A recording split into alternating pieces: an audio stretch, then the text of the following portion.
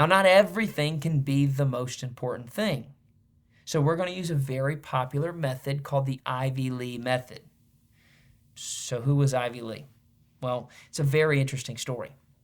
The legend has it that in 1918, a man named Charles M. Schwab was one of the richest men in the world.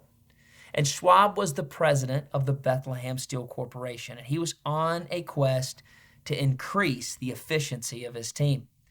And so he sought after the highly respected productivity consultant, whose name was Ivy Lee.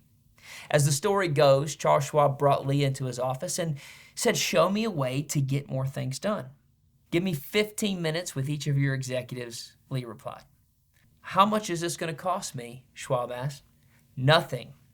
He said, "Unless it works, after 3 months, then you can send me a check for whatever you think it was worth to you."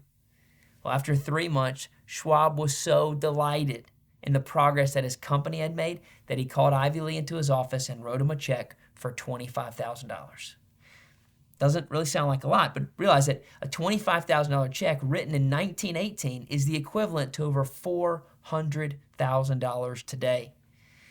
So let me ask you this. Do you want to know what Ivy Lee taught the Bethlehem Steel Corporation executives? I'm going to show you that right now.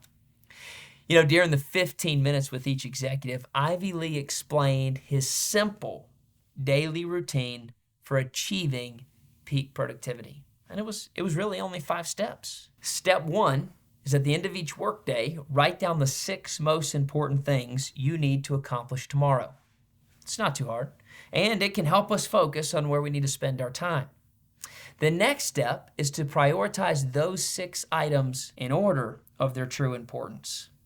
So number 1 is the most important and number 6 is the least important. Next, he told them that when you arrive tomorrow, concentrate only on the first task and work until that first task is finished before moving on to the second task.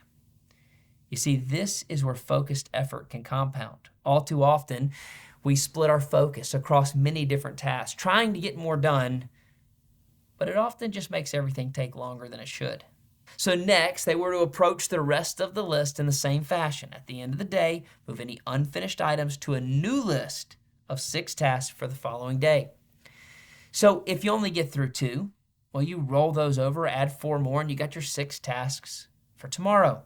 The last step he gave them was to repeat the process every working day. This helps you get into a productivity rhythm. This is how these executives were able to get more done than ever before. It's simple, right? Yeah, it is simple, but it's not always easy, as it takes discipline to work a task all the way through to completion before starting the next one. So how does this fit into our strategy? Well, we're going to create something called a win list. And it's just a simple list that puts together 5 to 6 items that you're going to complete in order to win the day. I also have a few questions that I'll often ask myself to help me determine which ones are the most important items. Now, the first is based on my current intuition. It's simply thinking through what I feel needs to be done. Now, as I'm wrestling with order, one of the best questions that I've found is, what are the consequences on waiting to get this item done till tomorrow? Then I'll ask myself, what do I need to do to avoid those consequences? And that helps me get a basic importance and a plan of action so that I can complete it and move to the next task.